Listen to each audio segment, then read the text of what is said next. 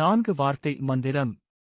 வேண்டாம், இல்லை, தெரியாது, முடியாது என்ற 4 வார்த்தைகளை முடிந்தவரை தவிருங்கள். எல்லாவற்றிற்கும் மாற்று வார்த்தை உண்டு. ஒருவர் ஏதோ ஒன்றை நமக்கு கொடுக்கிறார், அது உங்களுக்கு தேவை இல்லை என நினைத்தால் வேண்டாம் என முகத்தில் அறைந்தது போல் சொல்லாமல் தேவைப்படும் போது வாங்கிக் கொள்கிறேன் என நாசுக்காக கூறுங்கள். இல்லை என சொல்ல வேண்டிய சூழ்நிலையில், உதாரணத்திற்கு குழம்பில் உப்பு இல்லை எனில் உப்பு இல்லை என கூறாமல் கொஞ்சம் உப்பு போடேன் கூறுங்கள். உங்களுக்கு தெரியாத விஷயங்களை கேட்கும்போது தெரியாதென கூறாமல் தெரிந்து கொண்டு பிறகு பேசுகிறேன் என கூறுங்கள். முடியாது என கூற வேண்டிய சந்தர்ப்பத்தில் பிறகு ஒருமுறை முயற்சிக்கிறேன் என கூறுங்கள். இப்போதும் மளிகை கடைகளில் பார்க்கலாம், நீங்கள் கேட்கும் பொருள் இல்லை என கூறாமல் நாளைக்கு வந்துவிடும் என்பார்கள்.